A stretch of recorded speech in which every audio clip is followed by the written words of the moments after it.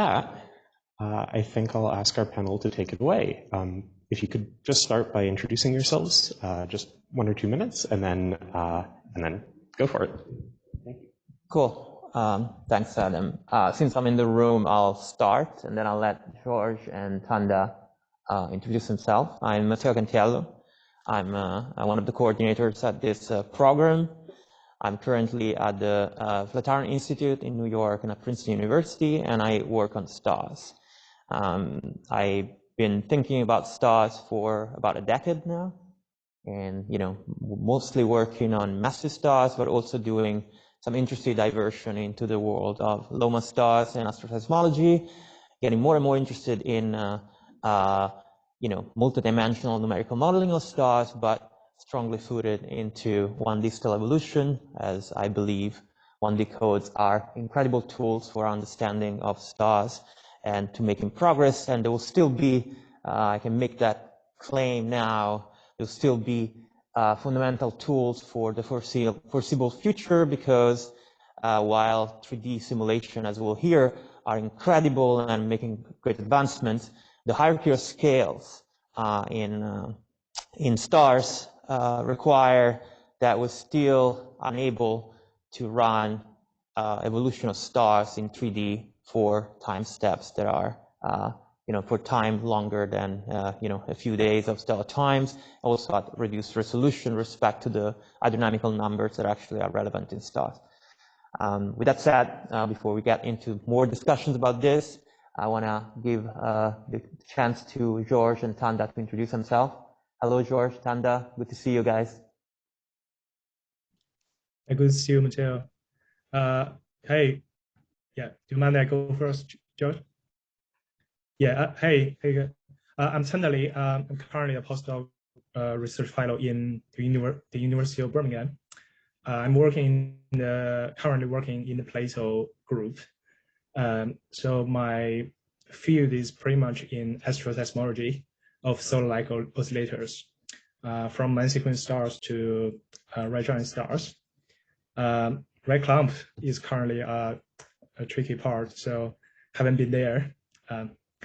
I have been using the 1D stellar model for about in the last 10 years. Yeah, it's a great fun to have these models to character stars. But yeah, we also find some significant issues when we have more and more precise data from either spectroscopic, transit, and also seismic data. It's good to join this panel, and yeah, that's it. Thank you. Good morning, everybody. So my name is Georges Meynet. I am working at Geneva University, mostly in stellar evolution, stellar physics, and mostly on massive stars too. My interests nowadays are more focused on the first generation of stars in the universe. But of course, I am interested in transport processes because it governs a lot the evolution of stars, as you all know.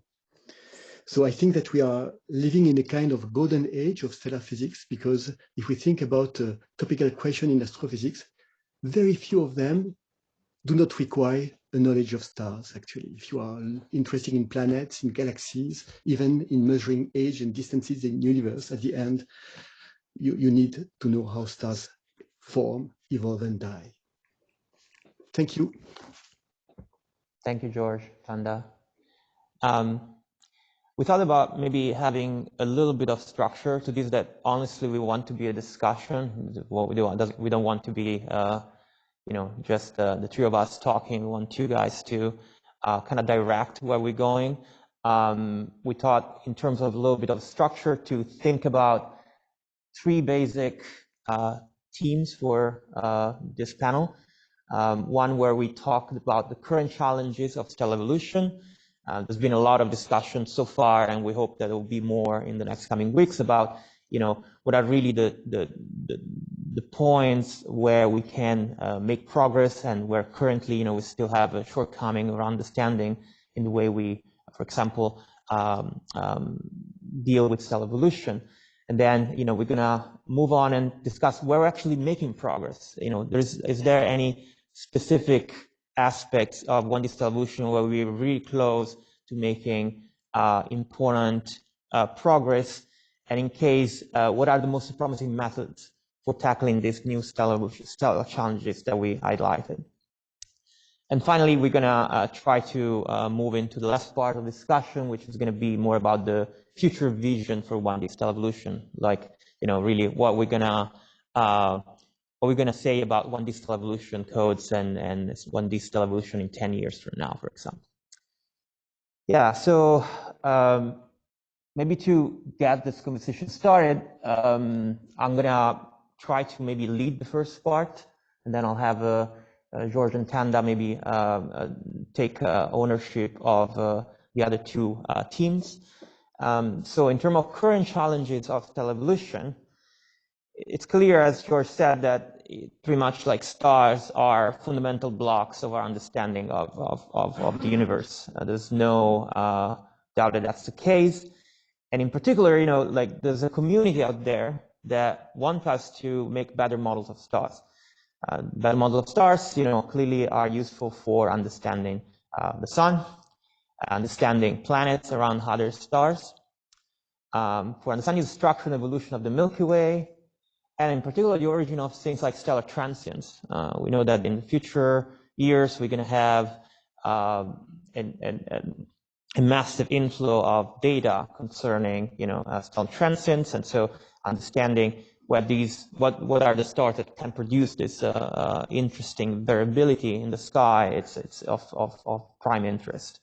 The evolution of galaxies intimately related to evolution of stars, and finally, stars are tools to measure ages and distance in the universe, and also physical laboratories. There's more and more interest in using stars to use it to understand, for example, exotic ideas around in particle physics, for example. Okay, with that said, I want to start opening discussions about what are the main challenges on the side of the theory that are important for advancing our understanding of 1D stellar evolution. With challenges, I'm thinking about new physical processes. We talk about angular momentum transport. We heard it a little bit in the last few weeks. It's pretty interesting because with astroseismology, we're now in a position where we can measure the rotation rate evolution of stars in their interiors. And then also, this is very interesting because we can now measure the final rotation rate for things like black holes with LIGO. So there's an interest from the community in us providing this modeling level that can predict the evolution of the internal rotation rate of stars. Other thing that we talked about in the last few weeks, and I'm piggybacking on some of those discussions, is things like excitation of internal gravity waves and their propagation, and also binary interactions. I think this is a big elephant in the room when we talk about stars. Mass loss rate and mass eruption, and there's been some mention also of things like stellar opacities, which is something very interesting to me in terms of understanding what might be missing from the theory perspective in terms of making advancement in understanding of stars. With that said, I want to open a little bit the discussion about what you guys think are some of the most important challenges that we're facing in 1D stellar evolution. Mateo?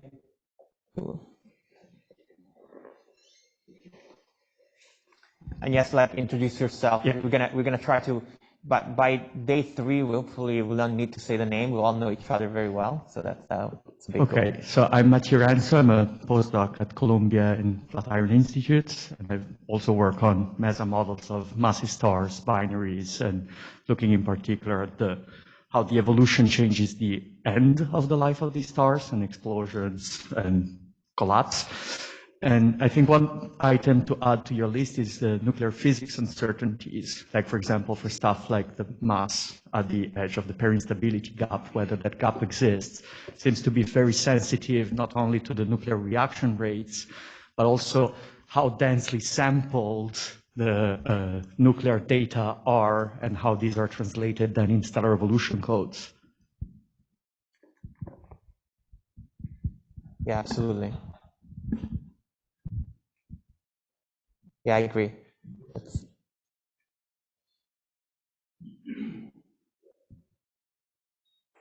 I know that there's been some work. Talk. You wanna? I mean, I know you're big into nuclear reaction. Are we collecting more problems right now? The more the merrier. No, I mean, I think it's. You have to turn it on. So if we're sort of collecting sort of the issues, I think related to what Matteo was saying, one thing that I would like to put my finger on is, especially more in the advanced or later phases of evolution, but also in convective envelopes, any processes in which convection and either energy generation or opacities, whatever makes the convection move, are fluctuating on the convective turnover timescale. This is sort of this regime of the time-dependent convection where there has been some progress. And this is something that 3D simulations can, I think, very effectively speak to. And for many years, I mean, there's many areas in stellar evolution where this matters. With Mateo, we were discussing pair instability convection. There is shell mergers of massive stars all over the place, which may or may not happen. And if they do, they have huge consequences. There is interactions between helium and hydrogen shells in the first massive stars, in low mass stars, in white dwarfs. And the Orca process is another example where you have convective reactive conditions. So this is a general phenomenon, and I think sort of developing over time a technique or an approach that is validated by 3D simulation, or I should say verified, would be certainly a laudable goal. And I think that we are at the point where 3D simulations can be used to test 1D models specifically for this. So to maybe unpack a little bit, this is a very important aspect, and I think that there's a lot in what you said. One aspect, you mentioned time-dependent convection, and maybe that's something that we can unpack a little bit, and that's something that actually it's now implemented, or it's been implemented in at least in MESA. And maybe Adam, you want to mention a little bit what we mean by time-dependent convection? Sure. So at least for me, time-dependent convection means that you have a system where the properties of the convection zone are changing on a time scale comparable to a turnover time. Sorry, what? So in particular, right, you can have cases where you have, say, degenerate ignition, and that generates convection, but then the burning rate is changing faster than a turnover time. And so there, clearly, you don't want to assume that the convection has had time to reach a steady state before carrying the flux. So that's just one example. Yeah, and I think that historically, one evolution code always work on the assumption that this would be never a problem, or your time step are always long enough that you can make the assumption. But there are actually situations where that's not the case. And I think it's important to have that piece of physics inside. And then the other aspect you were bringing up is really like capturing the more realistic aspect of convection that you see in 3D numerical simulation in 1D. I think that we had some recent example of the power of this technique. I think someone who's actually, Will Schultz, has been working on understanding this envelope convective regions, which in one dimension are completely subsurface and sometimes well separated, but actually when you run a three-dimensional radiation hydrodynamic simulation, so introducing physics that the 1D cell code is not capturing, they reveal a much more turbulent and extended reality in the envelope of a star. So I think that that's also an important aspect to capturing 1D stellar evolution. I agree. Pascal has a question, I think. I can say it. Can you hear me? Please. Can hear you fine. Go ahead, Pascal. Yeah, this is a question for the panel and the audience. I mean, there's a lot of interesting problems in stellar astrophysics, but I was wondering which of those have the most impact outside of stellar astrophysics, i.e. that people in cosmology, nuclear physics, or other might actually be interested in the answer. Yorick.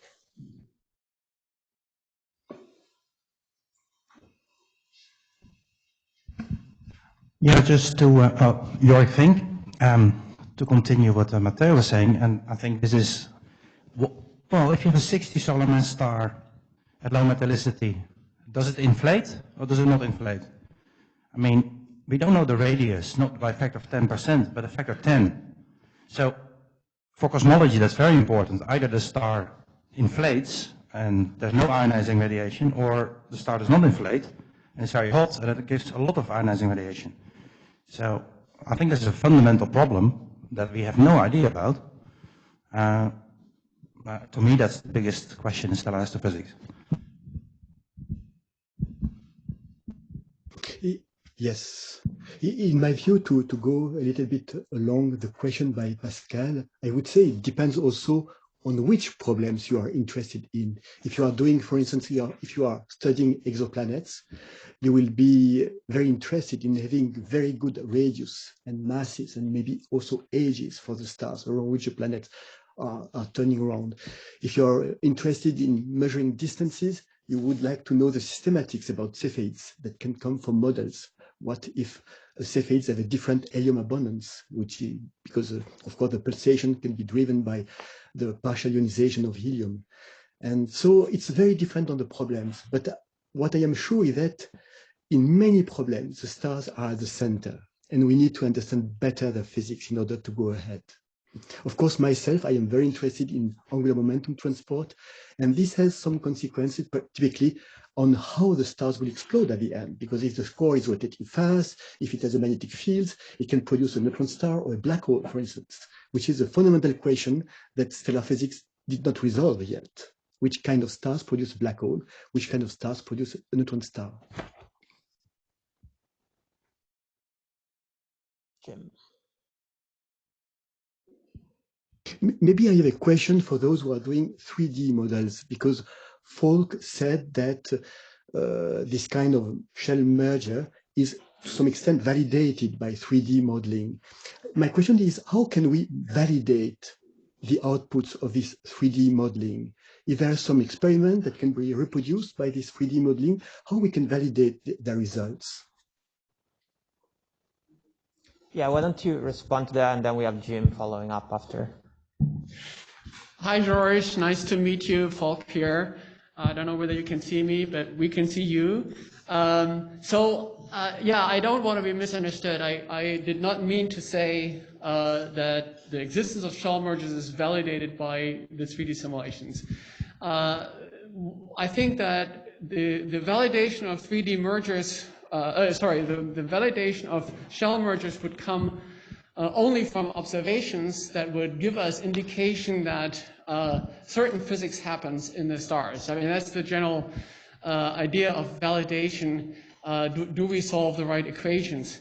And so an example for I can give two examples. An example for what shell mergers do that otherwise is hard to do is the origin of potassium and scandium odd Z light elements in carbon-oxygen shell mergers.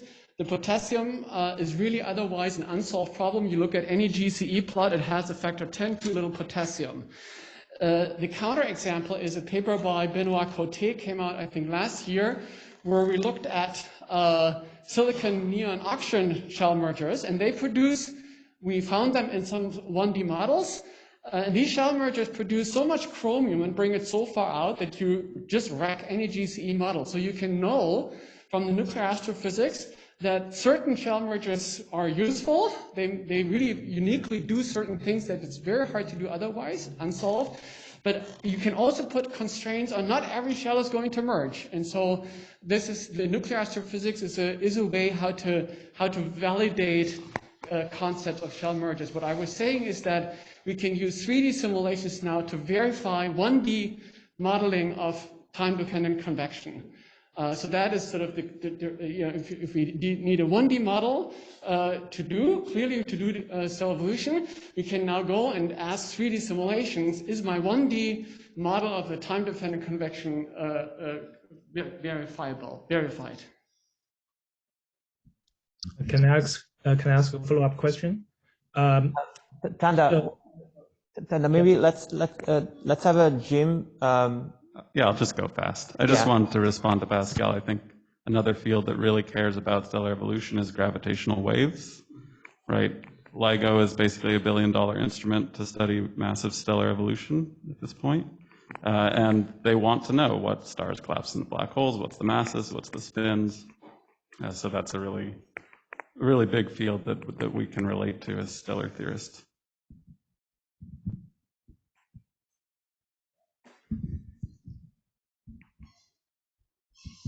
And I love, and I was going back to maybe to things that Tanda connects to is that this is bringing together a lot of different aspects of the study of star, for example, astroseismology and some of the work that you've done, trying to understand angular momentum transport. How is that, tapping into the knowledge we're getting from observing interior star with waves, and going back to LIGO to try to predict the spin of this massive black hole. So I think it's a very interesting time to be working on stars, going back to what George said.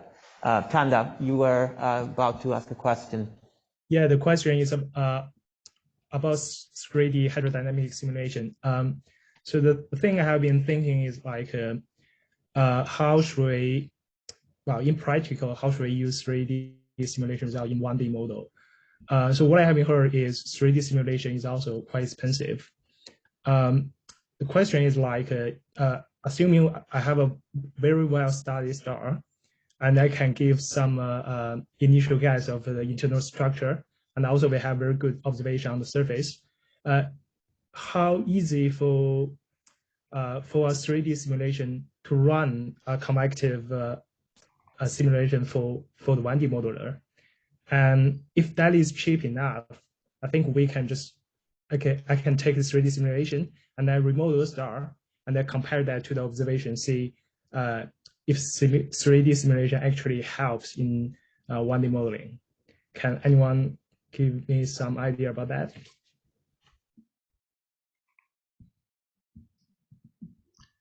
I guess I can respond briefly. Daniel Lequene, together with Evan Anders, we're working with Matthias Mikkelsen at Leuven, who is trying to do exactly that. Does it work or not? I don't know. I won't say if I think it's going to work or not. But yeah, I think that's definitely a goal. As you mentioned, the 3D simulations are very expensive. This is you can't just replace the 1D modeling with a 3D simulation. That's never going to work. Can you sample the conditions from your 1D model frequently enough and get a fast enough turnaround time from the 3D simulations to try to do this and have it be a useful exercise? I think we're maybe at the stage where we can start to ask that question and figure out if that's a useful thing to do right now. As always, there's a big issue of how do you take the results of a 3D simulation and interpret it in the context of a 1D model? It's always a problem. Yeah, I agree. Then I think it's the most difficult part that transfer 3D result into 1D, which means we need approximation. That probably means we use an approximation to replace another approximation. Yeah, but I agree with that. That will definitely be the goal in the future. Yeah. I want to let Arpita ask a question. She's had her hand raised a little bit, so if you want to go ahead. Yeah, actually, this question is more related to the first stars. As Giorgio was saying, that he is right now more into modeling the first stars, and also that low metallicity, any low metallicity environment which is 100 to the solar metallicity. So it's like, how do you take into account, like, do you think that these stars are rapidly rotating, or what are the different rotation rate regimes that would be like these stars would be rotating with? And is it just the rotational mass loss, or because I don't know, if you go for lower metallicities, I don't know, you probably don't have much iron line driven mass loss. So what are the different elements which can drive this mass loss, like line driven mass loss, and what are the different observations that are currently present, and how can they be modeled? Like, it's a question for Georgie, Yorick, and all the other people who work on different mass loss schemes at different metallicity environments and for stars, and modeling the stars at low metallicities. George, do you want to take that, or you want to outsource that to Yorick in the room? Oh, sorry. Maybe Yorick can say something, because he's more keen than myself on the mass loss, I would say. Nice one. So it's not only lines that provide opacity, of course. So if you go to lower metallicity, you still have electrons, and you have hydrogen and helium. So if you're close to the Eddington limit, you can still drive a lot of mass loss. Rotation is another interesting phenomenon, but how mass loss and rotation actually work together, even at high metallicity, we don't know very well yet. So that's another question. And in terms of observations, if you want to test against observations, I wouldn't work on the first stars. I would work on stars in our own Milky Way, where we have observations. And once we understand those, then we can lower the metallicity in the models. And if we have the correct physical modeling, then we can start extrapolating in a meaningful way. I mean, that's my personal preference. Obviously, there will be constraints from things like JWST, the integrated light of stars and stuff like that. So there will be low metallicity constraints, but I think there are so many physical aspects in the problem to only look at the first light. I think most progress will be reached from nearby low metallicity galaxies. And actually, to come back to an earlier point of Falk Herwig, he was interested in can we test rotational mixing in the 25 solar mass range? Well, we can use spectra of stars in our galaxy and in the LMC and the SMC to look at nitrogen enhancement. And at the same time, you get carbon and oxygen depletion because of the CNO cycle. At the moment, it looks like it's a bit of a mixed bag. So there is a link between nitrogen enhancement and phi sin I. So I would say rotational mixing is definitely possible, but it doesn't explain everything. There are also nitrogen-enhanced stars that are slow rotators. So, and this is not all explained by pole-on observations. There are too many of them. So there is another mixing process, which is not rotational mixing, that at least affects a subset of the population.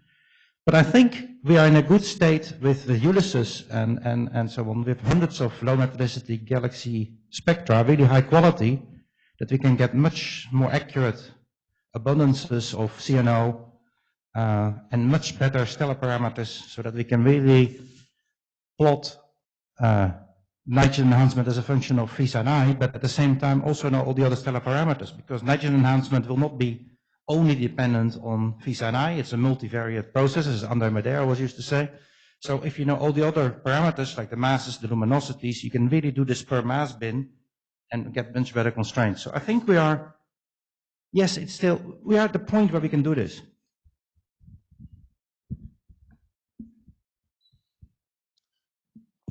Yeah. George, did you raise your hand?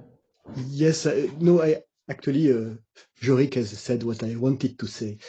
It is a multivariate function. And also, I wanted to mention the case of boron at the surface of massive stars, which is a very light element that can be destroyed at relatively low temperature. And there are some stars that shows boron depletion, while not with nothing else, I would say, with no, for instance, nitrogen enrichment. And this points to a kind of shallow mixing that can be produced by rotation, for instance. So it's maybe one of the nicest piece of the puzzle that support at least a little bit the rotational mixing. Yeah, and I like that Arpita put her finger on one of the theoretical shortcomings. I think one of the biggest one in massive stars. I think George discussed like rotational mixing. That's absolutely one. But I think that the other big piece of the puzzle is understanding the theory of mass flows in massive stars, especially mass flows that occur at low temperature. And we know that massive stars do lose a large amount of mass after the main sequence. And we have no clear understanding of how that works and how that depends on things like metallicity. So that's an important aspect that needs to be worked out. So I want to, Frank Timmies, I just wanted to go back to the question on where do stars matter in other parts of astronomy and astrophysics. And I just wanted to mention that as we move beyond just detecting exoplanets, as we move into that exoplanet characterization, the evolution of the star during that phase will be important. It's commonly referred to as the faint young sun problem for the sun. And this will also apply to exoplanets. So just want to throw it out there.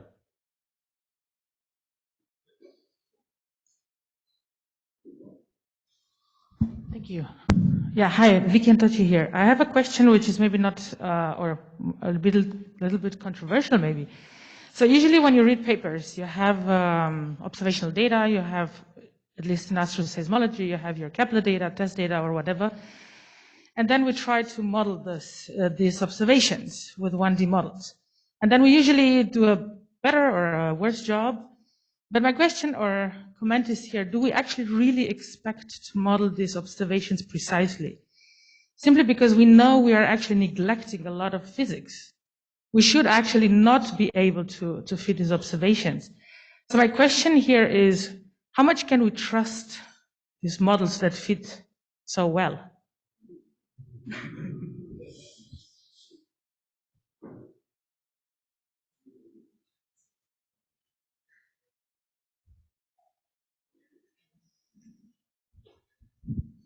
Jamie Tyre. So yeah, Vicky, I totally agree, right? I think this kind of goes back to Jen's point when she was saying, you have to run parameter variations for all the things you think shouldn't matter, because I think you're right that in a lot of cases we put very precise numbers down on things where we've got 17 fudge factors that we've decided we don't care about. And, the mixing length is one of my favorite ones because I think there really are changes with convection as a function of the stellar properties, but I think that is also putting our ignorance in a parameter that nobody cares about, and we haven't complained loudly enough about it yet. So I think you're absolutely right that we should be very careful about what we are inferring and how we are inferring it and what that chain of inferences is actually assuming.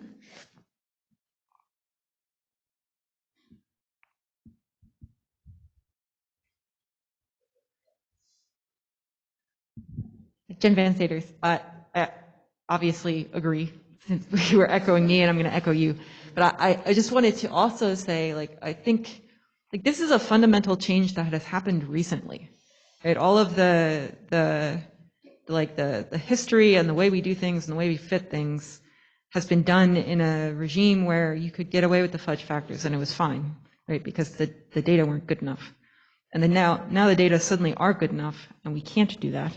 And so it's a fundamental shift from a random error-dominated fitting process to a systematic error-dominated fitted process. I think everybody's kind of getting used to what that looks like. We'll just hear from Tanda first. Vicky, I totally agree with you. So if we fit everything perfectly, it must mean the results are not reliable because we know there are errors in it. So my suggestion is like, so when modeler provide a result, for instance, the mass equals to 1 plus minus 0.1,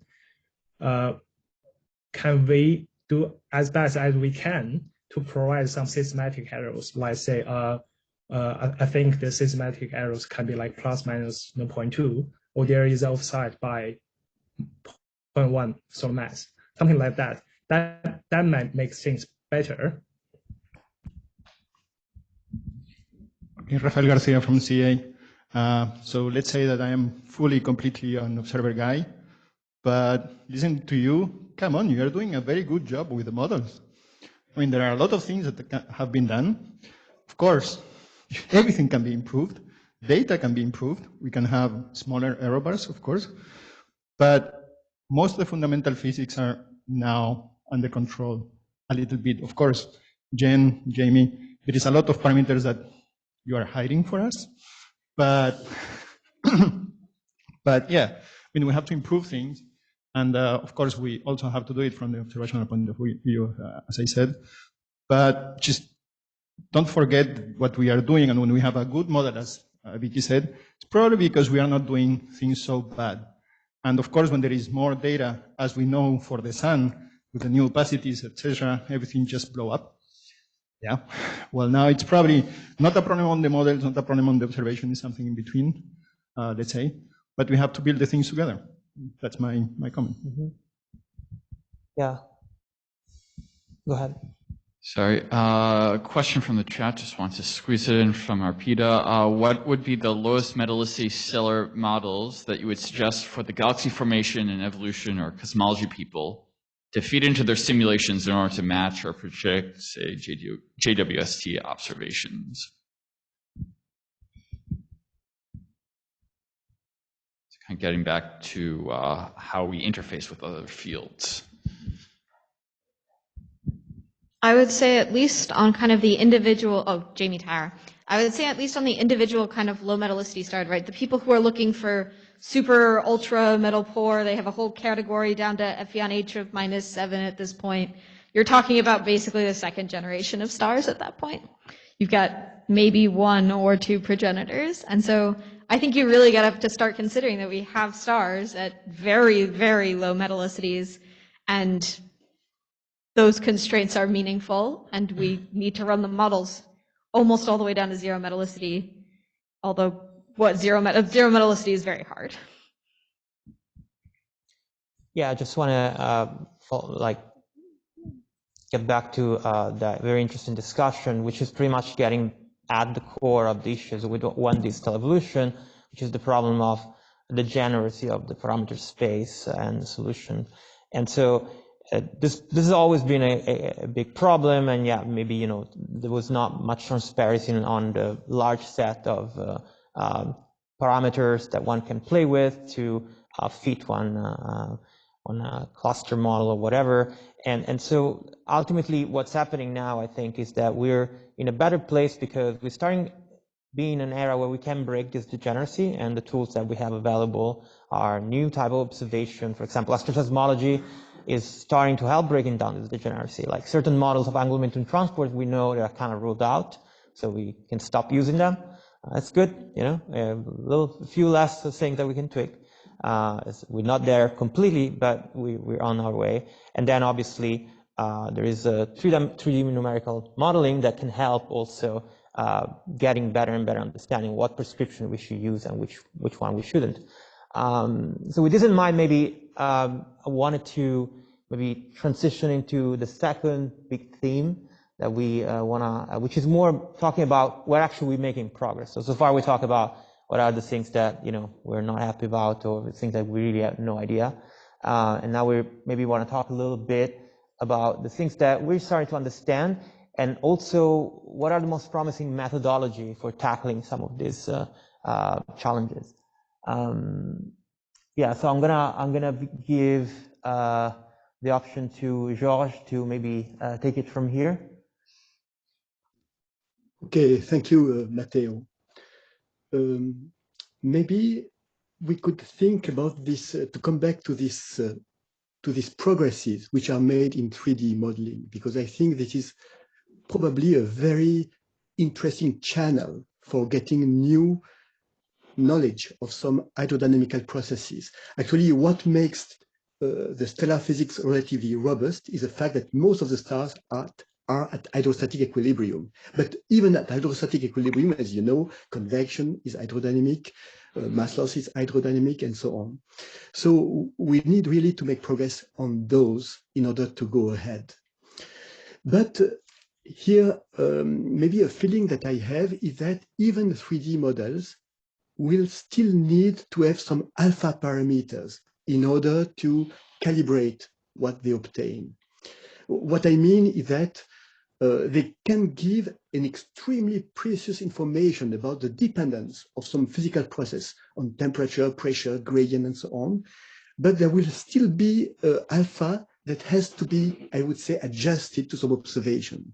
I wanted to ask to those who are doing 3D modeling what they think about that.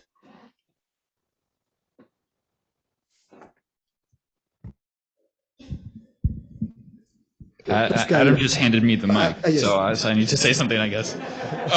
Okay, but Pascal has because Pascal said that. Okay, yes. Sorry, I was very confused. Pascal, go ahead. Well, I think that's a dangerous statement to make, George. Okay, but if we do our job right, if the 3D people do our job right, eventually there will be no adjustable parameter. The only parameter will be the input parameters, i.e. the local or global conditions in the stars. And when there isn't any more and the theory is validated, and we can talk about how to do that, then there will not be an adjustable parameter. Okay. What we do until we get to the point where we are confident with our theory might be a temporary fix where we have one. But I really strongly believe that once we have the right model and we believe in it, then there won't be a parameter. And it's very dangerous then to, because I see it in MESA, you have this fudge factor in front of every diffusion coefficient. And I have had discussions about we shouldn't have it necessarily in the processes where we know what we are doing. Okay, but I think it's nice that it's you see a possibility to give really an absolute answer to some extent from ab initio processes. My question would be, you know, my naive perception of 3D modeling is that to some extent it is very hard to encompass all the time scale and all the space scales of, for instance, convective processes. And so to some extent there is also some I would say something that is not really modeled in 3D. Is it right or not? Should I continue answering, or does somebody else want to take the question? Yes. Go ahead, Pascal. Well, I think that's where fluid dynamics and scaling analysis comes in, right? That if you believe you have hit the right scaling law, then you are allowed to extrapolate to other parameters. The question is whether you believe you have hit the right scaling law. I mean, it's very well known, for example, in turbulent Rayleigh-Bénard convection, there's a scaling law that is experimentally measured, and to some extent, one can extrapolate it many orders of magnitude. The big question is whether there's another regime that appears at even higher values of some input parameters that we don't know about yet. But there's many ways in which it can be done with confidence. And in that case, you can use simulations at some parameters and extrapolate them to others. It's done everywhere in, let's say, industrial flows or other, right? So I think the difficulty is to gain the confidence that we are not missing a parameter regime that we cannot foresee exists. That's always the risk, right? And maybe stars can tell us something about that, because they're so extreme. You know, if you have a model that you really believe in and the stars do something completely different, then perhaps it's telling you something that you're missing, that there's a new parameter regime, or that you're missing a physical process. But so for us is to get to the point where we say, to the best of my knowledge, this is the right scaling law. And then you make a prediction from that, which is the best you can do at this point. This is Evan Anders. I totally agree with everything Pascal said, and just want to add that as far as timescales go, convective timescales are generally, except for like the time-dependent convection problems Adam's been working on, so short compared to evolutionary timescales that a lot of the processes associated with convection can be assumed to just happen. So when we do 3D simulations and we look at processes that are transient, for example, those would saturate and be done over the course of like one MESA time step pretty much always.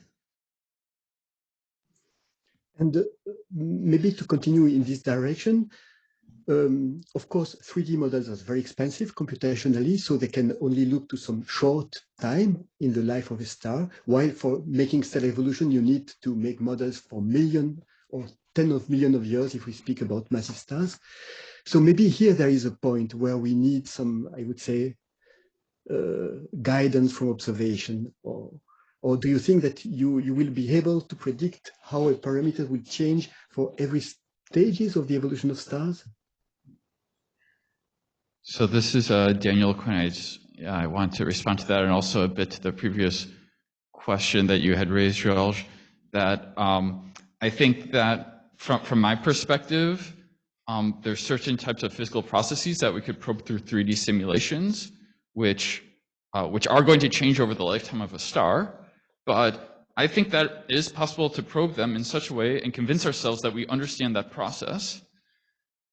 But then when you put it into a stellar structure model, I have no illusions that will match up with observations. So then you're kind of in a pinch. You think you understand what's going on physically. It doesn't match with the observations.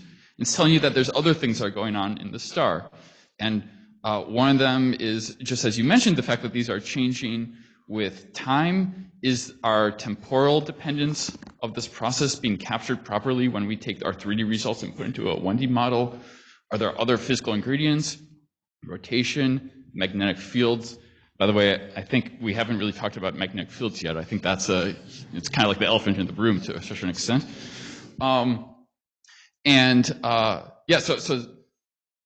Just to get back to Vicky's point earlier, which I thought was really interesting, that sometimes you run a MESA model and it matches up really nicely with observations, maybe not always.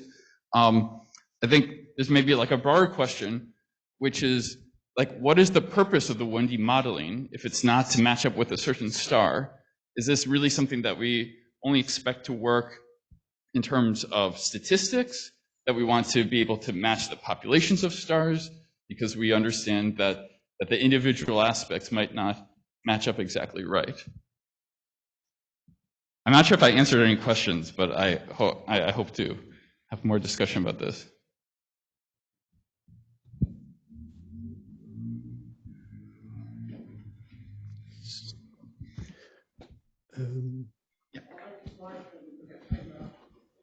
I mean, George, to get to try to address one of your questions, there was a large amount of work done in the last 10 or 15 years on 3D radiation hydro that's been really well applied to outer envelopes of subgiants in terms of providing an answer to an inner boundary, what for a 1D code would be a changing the inner boundary condition. It's sort of better than a t-tau exercise, but these are 3D radiation hydro calculations done by two different groups. I'm not even going to try to remember all the references. This is two different codes that really did do full 3D radiation hydro and was able to say, here's for this T effective and log G, this is the bottom entropy, for example, of the convection zone, something you can attach a 1D model to. So to me, that's one example of how 3D results can be incorporated into a 1D code. And I think that's, that might be able to occur in other places, but I do think we have that as a standing example already. Thank you, Lars. Yeah, I just want to sort of also speak to that question. And what I find interesting is that the various answers to your question, George, they all sound very positive. They all sound very enthusiastic. Yes, we can do this. We may be totally underestimating the difficulties that we don't even recognize yet. I would agree, in a sense, with everything that has been said in terms of a general optimism. No,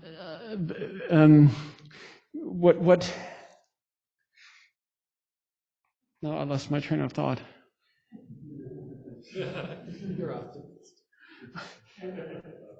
Oh, yeah, so, right. So my suspicion is, so we are taking from different types of approaches, we take different bites into the problem, and I think that the community really feels that they can make up initial predictions, not right away.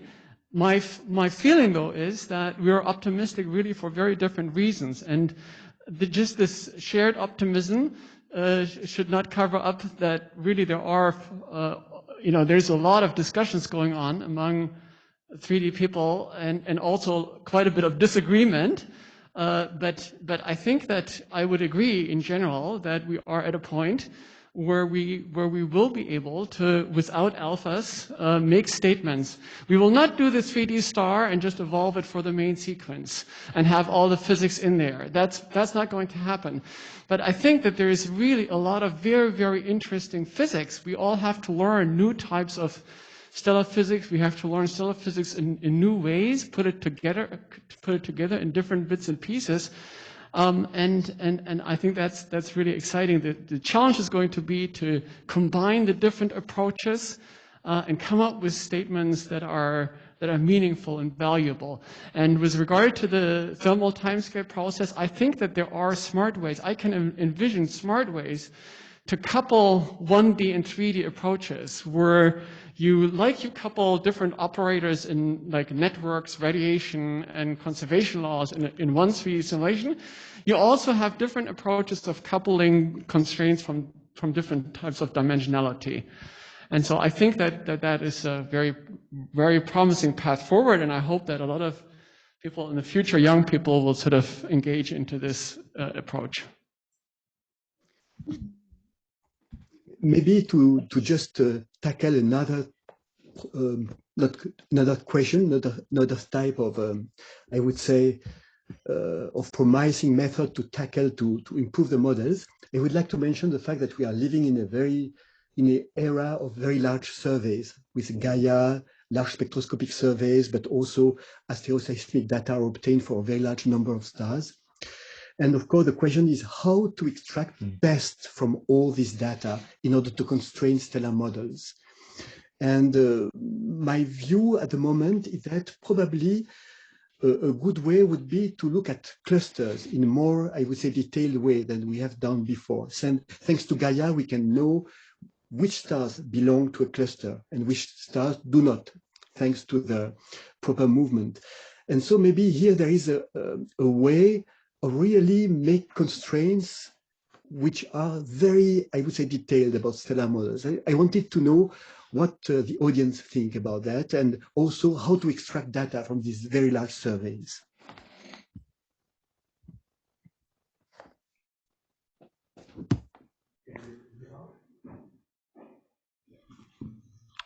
All right, how's that?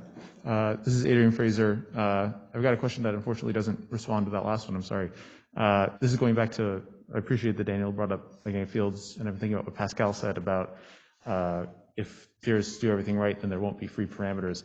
Are we ever going to really, I mean, most of the mixing processes and angular momentum transport processes that we care about, at least that I care about in radiation zones, are probably very sensitive to the magnetic field. Like not just the orientation, but the strength and the time scale of that magnetic field. Is it, a really short dynamic thing, or is it going to be persistent? Are we ever going to know well enough what the magnetic field in the interiors of these stars is to really eliminate those sort of free parameters in these models? And I mean, a lot of the model and observation agreement that we're talking about are with hydro prescriptions, right? And it just sort of seems like this is not, I don't know, this is maybe too broad of a question coming from a junior person, but I wonder if there's any guidance that the panelists can give on what's needed there.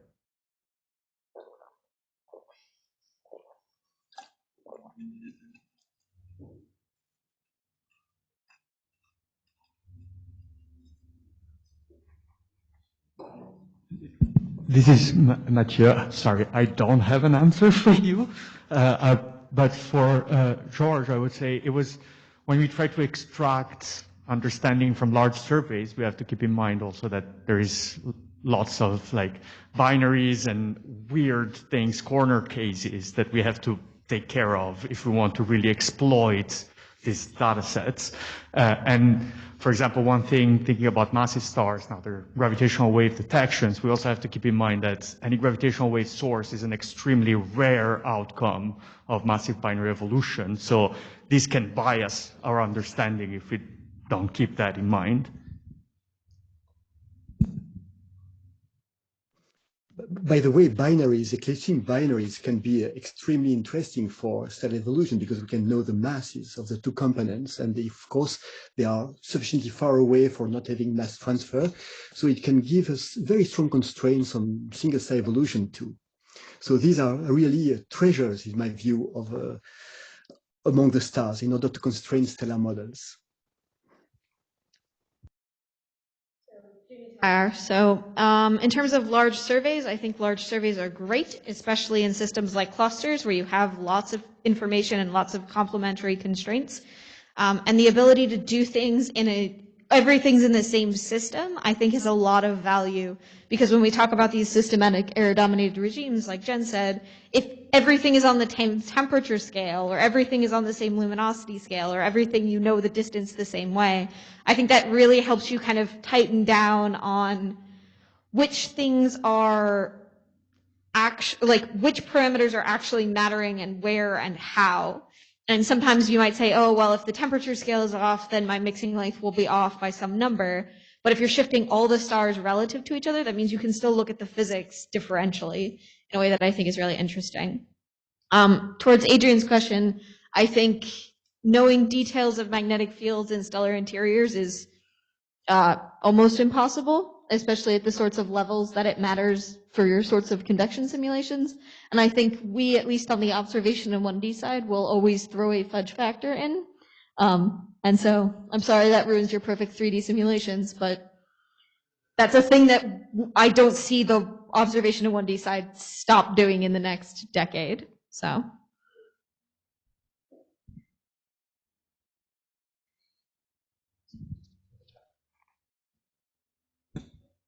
Tanda, do you want to go ahead? Yeah, just want to talk about some idea for George's question. So in Jennifer's plot, so there is a comparison. Well, there's a comparison between tracks with different input parameters. So one thing you probably can notice is some input physics only affect the evolution in a particularly evolutionary phase. For instance, the overshooting changed the turnoff point a lot, but it doesn't make big difference in the early main sequence and regime branch. So I think the benefit we can from the large survey is we have many stars for a small short of evolutionary phase. And with those data, we can say like we just want turn-off stars to study the overshooting. And when we and when the overshooting is fixed, we can keep working on other one of each for different phase, and beat them one by one to improve the model. Yeah, sort of some ideas. This is Jim Fuller. I have a partial response to Adrian's question about magnetic fields. I think we have glimmers of hope. So for instance, in red giant stars, we can detect the presence of strong magnetic fields now with astroseismology. That's something we couldn't do 5 or 10 years ago. We can measure core rotation rates with astroseismology. That gives you an indirect constraint on magnetic fields. We can measure magnetic fields at surfaces, which is something people have been doing for a long time. Magnetic fields in compact objects, where the field at the surface maybe tells you something about the field that was inside of the star while it was alive. But I think another thing we can do better as a community is try to model that. There are very few people trying to model the evolution of magnetic fields inside of stars as they evolve. And we do at least have some handles, some data points to compare to now. So I think that's something that can be improved.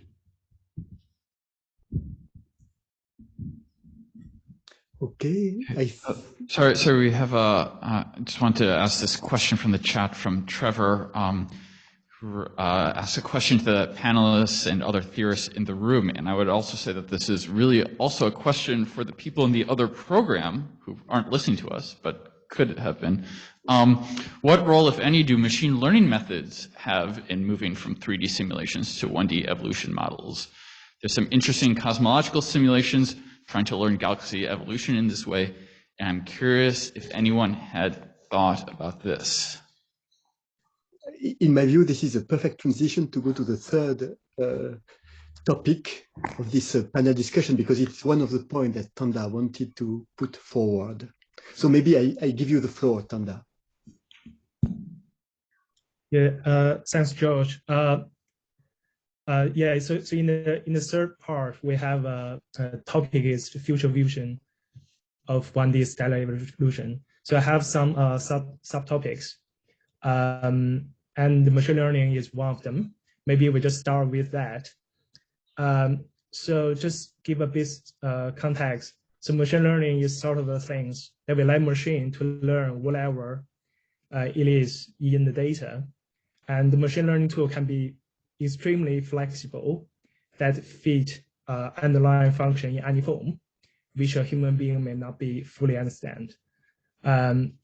So I have seen many applications in data reduction for using machine learning, but there are also some debating like, because machine learning tools are very flexible, they may over-explain your data. And the other sort of downside is the output of machine learning is not a function like a Poor law or a sinusoidal. So theorists probably cannot learn much from the machine learning result. Yeah, that's pretty much some context. So let's back to Trevor's question. Yeah, does anyone want response to the question?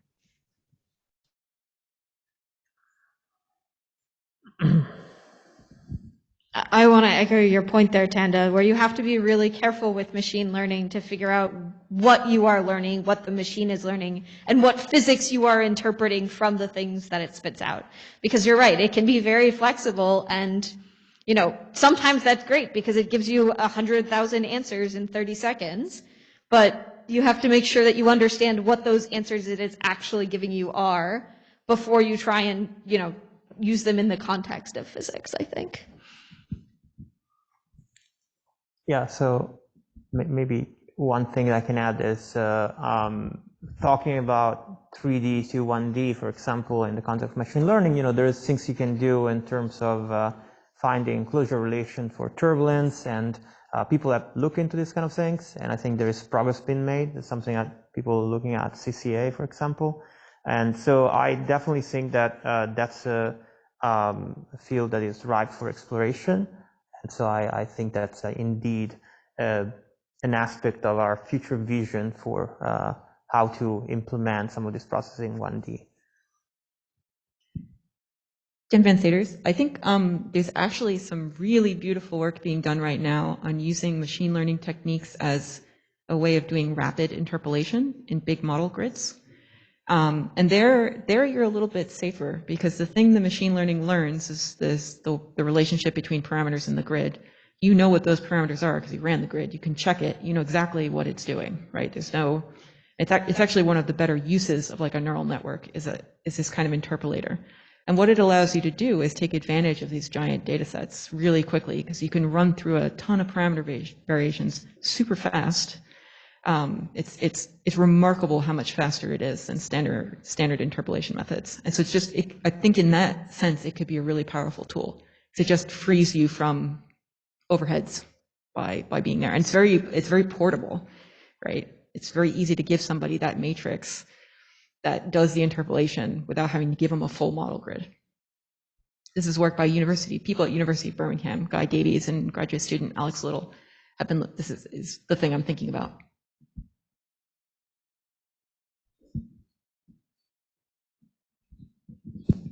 I just wanted to point out that in the last, Frank Timmies, thank you, Daniel.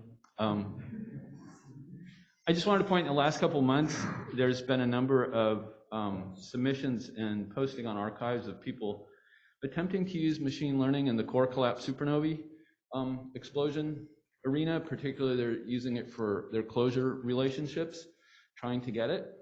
And just to echo some of the points that were made before, there are various physics things you might like to see that the machine learning doesn't necessarily obey, but it gives you the best fit to it.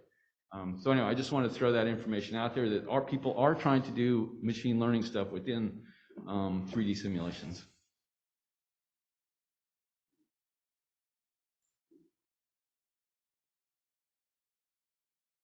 So hi, this is Philip Edelman. To comment a bit further on this with the machine learning, there is quite some efforts of also putting in some kind of physics constraints into your, say, neural networks you use for machine learning.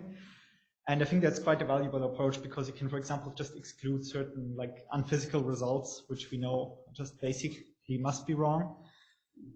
Like you will never get that as an output from your machine learning process. So I think if we think carefully about this, we can really use it as a tool. But I agree, especially when you start extrapolating, things will always get strange. So ideally, we constrain, for example, things with a grid of 3D simulations, for example, and try to go back to 1D from that. But yeah, my point is just if you also include basic physics constraints, I think it will be a lot better. And there's quite a bit of work also in other non-astro fields, say industrial fluid dynamics and all that. They're really interested in that too.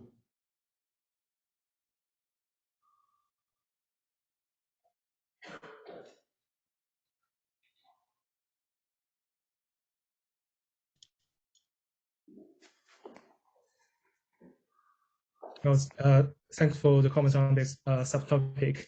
Yeah, I think we all agree that machine learning is useful when we know what we want the machine to learn. And probably we have risk when we just cross the boundary. Because I also have some other subtopics, we should probably just move on. So the next topic I would like to discuss is what other communities may be interested for bringing improvement in stellar models. So what I just heard is extraplanet people. They want to ask for good mass, radius, and ages for the whole stars. And also the galaxy people, they want good age estimates for their target. And I think those guys would be happy if they heard any significant improvement in 1D stellar modeling. Does anyone has other idea like people in other fields may be interested in result from 1D modeling? Hello, Meredith Joyce. So I think that like observers and the heads of huge observational campaigns should also be really worried about this. Because we're actually not making optimal use of these like extremely expensive observational missions if we don't characterize modeling systematics with care. So it's worth it, financially from their perspective to invest in studies of instrumental systematics, where instrument here means stellar evolution code, not telescope. But like this is now the dominant source of uncertainty, as Jen said.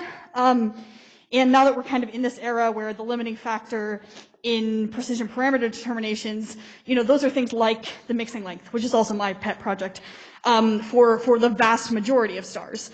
So again, low mass and solar-like stars are 99.99% of stars. Remind everybody of that since we tend to get fixated on high mass things. They are sexier, that's fine, but the dominant source of uncertainty for the vast majority of stars, which is going to matter for exoplanets as well, is now, stupid things like the mixing length. So people running large observational campaigns should care a lot about how well characterized our software instruments are for giving fundamental parameters.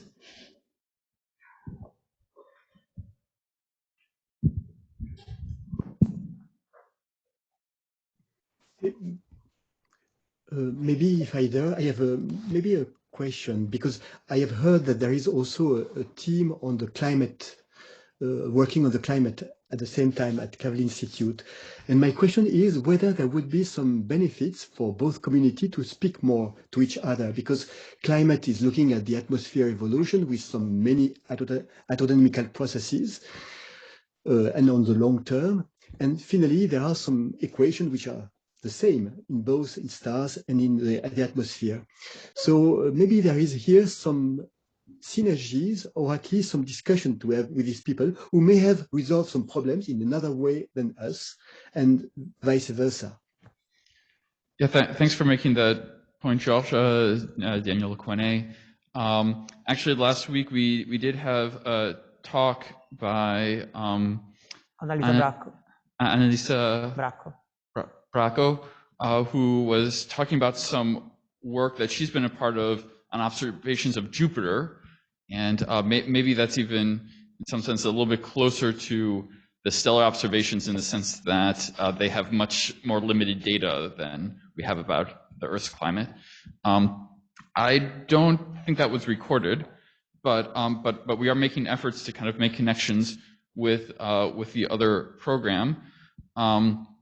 That said, I think that there's also a lot of differences in approaches, in part because the observational data is completely different, and as is always the case, there's lots of jargon, so it takes a lot of effort to try to understand what the other person is talking about and to make it through that barrier.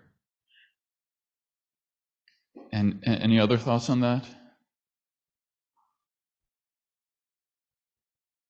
Very interesting point. Yeah, I think it's a great point, and really to opening up a little bit to this community, if there are ideas on activities and ways to involve the other program, please come to talk to us. I think George brought this up. We thought a little bit about it.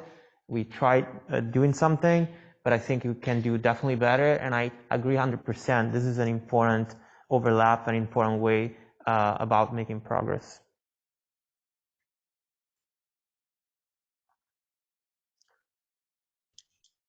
Okay, maybe I can continue if there are no questions with another point that I wanted to make with I think in the framework of vision for 1D stellar evolution, which Tanda is talking about. I want to go back to the elephant in the room that Daniel brought up and the point that Jim has made. I think one major ingredient in stellar modeling that is not really included in our codes, or at least not in the full extent of tracking its evolution, both in radiative and convective region, is indeed magnetic fields. There's only been very scarce attempts in simulating in 1D the evolution of internal magnetism, but I think we're getting to the point where this is extremely important to do, both for the problem angular momentum transport that George brought up multiple times, and even for this idea of trying to understand what's the internal magnetization as function of time and the final magnetization of compact remnants, which both Adrian and Jim mentioned. So I invite people who are thinking about these things to continue doing so and trying to really bring up to speed 1D stellar evolution codes with this piece of physics, so that we can make better prediction for people in, for example, in astroseismology, like Lisa Bounier, who are trying to actually measure these magnetic fields in red giants using astroseismology.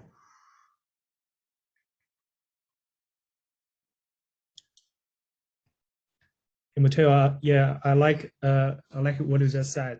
Yeah, astroseismology can give some index for magnetic activity. Just want to add on something. So even though we don't have some direct measurement for magnetic field, so what we can obtain from 1D stellar modeling is a structure of the model.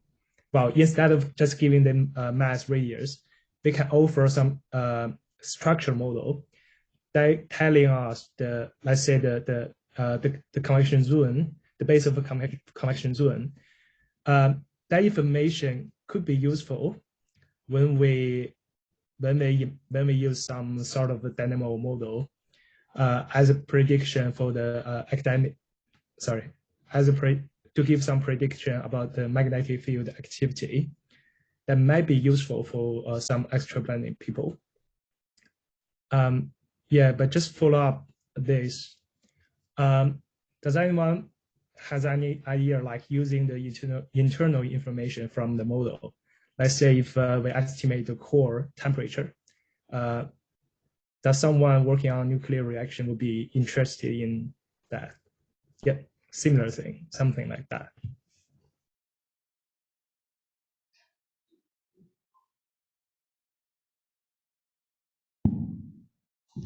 This is kind of an unrelated question, but it has to do with the 3 to 1D thing. I'm fairly naive when it comes to... Do you want to introduce yourself? Can you hear me? Yes. Do you want to introduce yourself? Oh, my name is Ibrahim Faraj. EB is my nickname. I was going to ask about convection and mixing length.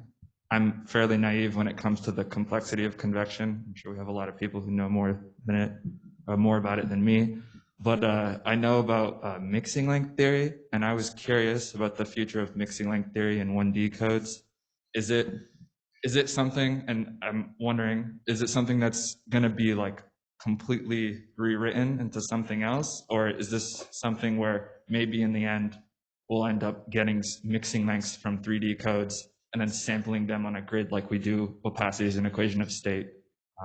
Yeah, that's my question. Thank you. Okay, since Jamie side-eyed me, this is Meredith, I guess I'm going to address this. But also I'd like to punt this to Wednesday, I think, because that's going to be a whole panel on convection and these kinds of things. And I'm going to be, I think, the only 1D person caring about mixing length there. So is it okay if we defer maybe that conversation to Wednesday? But maybe what do you think, Meredith? Is like, do you think that MLT will go away, or you think that it's here to stay? I definitely do not think that it will go away, and I have some very salty opinions about time-dependent convection as well. Which we'll hear on Wednesday. Subscribe to my podcast and stay tuned. That's great.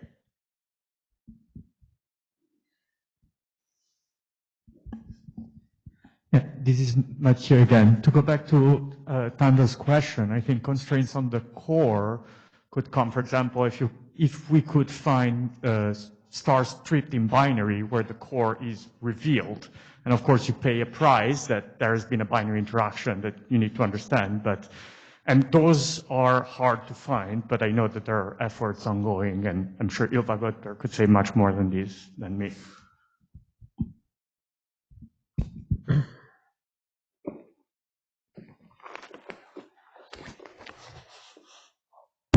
Hi, Vicky here. So I think these kind of stars have already been found. Actually, it's the subdwarf B-type stars, and there are a lot of astroseismic analysis already on those stars. So maybe that's something interesting for you.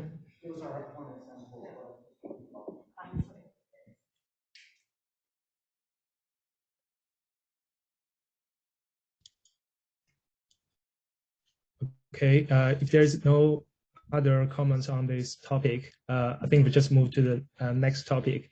So next subtopic is quite broad.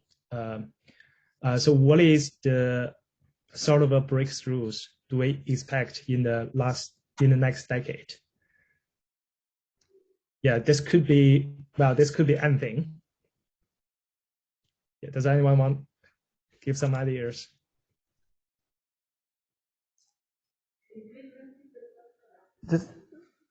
Tanda, is this in the context of 1D stellar evolution? What's the? Yes. The breakthroughs in 1D stellar evolutions. What do we expect? And is there any promising path to those breakthroughs?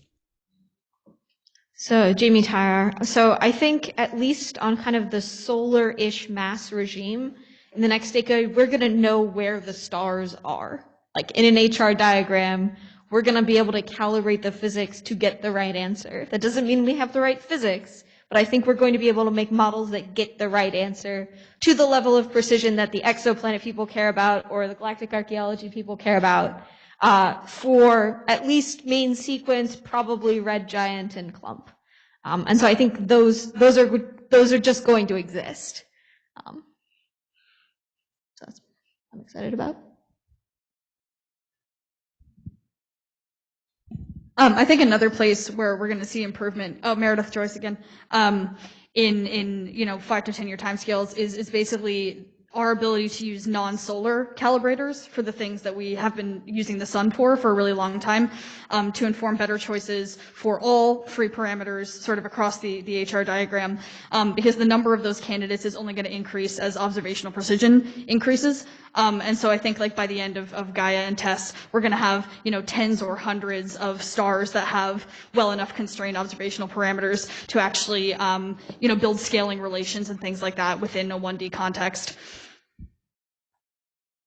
Right now we have like 3. Mm-hmm.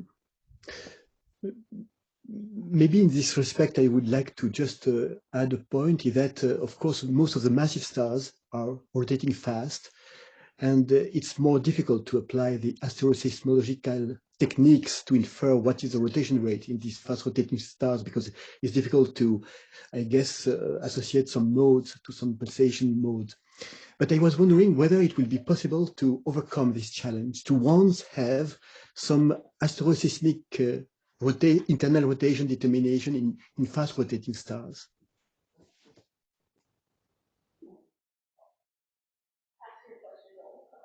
Okay, so this is kind of a second order question. So yes, I'm Joel Ong from Yale University.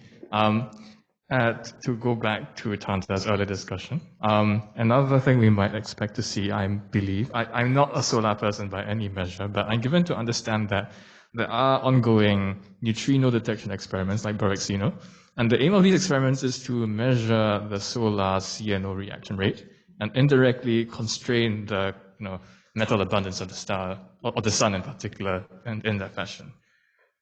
And that's going to resolve the solar abundance problem and indirectly also then the opacity problem.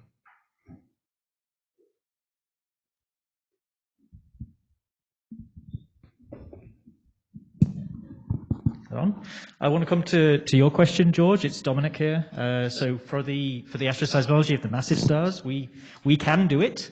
There are papers on it. So we're limited by the fact that the massive stars tend not to pulsate in the way that we expect them to pulsate, but we can probe pretty much up to about critical rotation, to a mass range that it's about 30 solar masses is our upper limit right now. We expect that to go up in the next few years. So I think this is going to be a large boom in our observational catalogue of pulsating massive stars.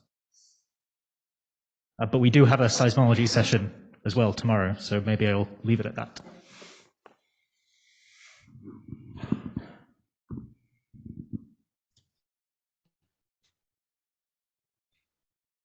Yes, really glad to see we all have a face to make some breakthroughs in the near future.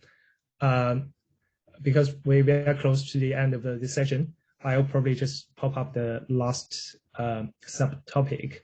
So this topic is, what is the best way, do you think, for modelers to calibrate?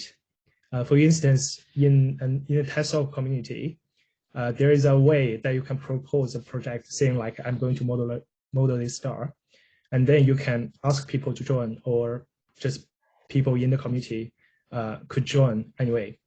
And so the beauty thing I can see from this kind of collaboration is when different modelers model the same star, we sort of know what type of systematic errors we expect from the modeling. But I haven't seen similar things in other communities. So does anyone have any idea, or there are any existing community? I don't know. I'd love to know.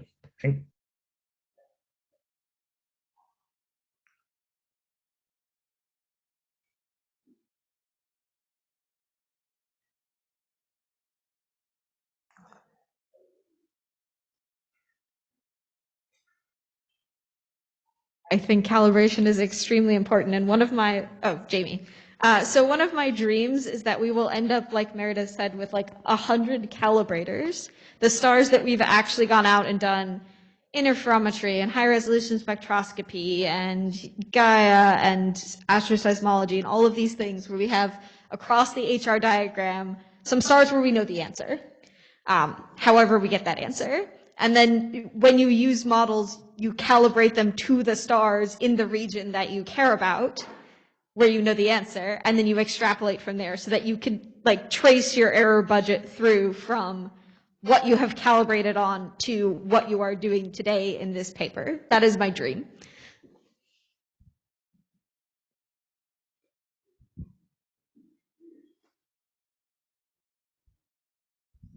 I think that your question goes towards, or one way to answer or comment on your question about sort of how do you organize the community to make, and then connection to your previous question, where's the breakthrough in 1D or in still evolution coming from?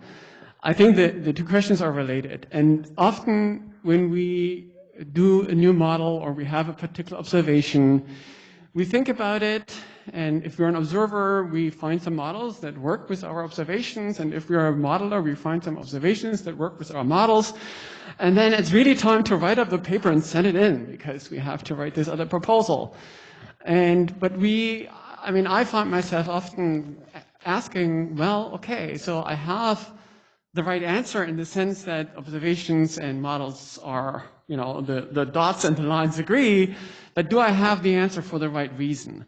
And I can have the right answer for the wrong reason, which still is the wrong answer. And I have dedicated my scientific life to finding the right answer for the right reason. So I think a lot of us are worrying about that. And really what it is a lot of the observations that we use to validate our simulations are highly degenerate. There's multiple ways in which these particular observations can be simulated. And I think, this speaks to the impact of the big surveys, I think breakthrough advancement can come if we're able to use the big surveys to break the degeneracy of these various different possibilities, to really zero down on the right answer for the right reason.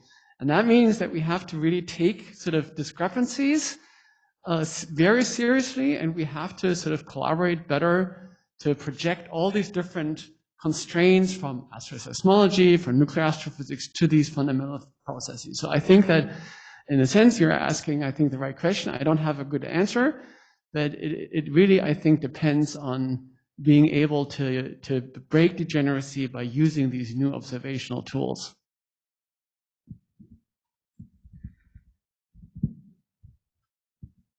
So I'm afraid we're very near time. So I just want to ask the panelists if they have any closing words. Maybe I can say a couple of words. I want to thank all the panelists, including myself. I want to thank George and Tanda for helping us out today, and everyone for the discussion. And concluding on what we're talking about, one thing that is very important to me, and I think it's an important way to move forward, is at the foundation of the reason why we wanted to organize this program, which is bringing together people working on some time a little bit isolated line of research, like the 1D, the 3D community, the astroseismic and observation communities. And I think really, in looking ahead for the next 10 years, really most of the progress will come up from the intersection of these communities. So if you're young, talk to people who are working on things different like you do within this room. And I would say that this is also a way to think about organizing collaborations that way. So if you natively include people who can help you figure out some aspect of this challenges, I think that's is going to come from really the intersection of these three different type of expertises. So I think this is really a good outlook for the future. And with that, I want to thank you. I want to thank everyone for the very interesting discussion. I hope we'll continue having those over lunch and during the rest of the week. Let's thank the panel.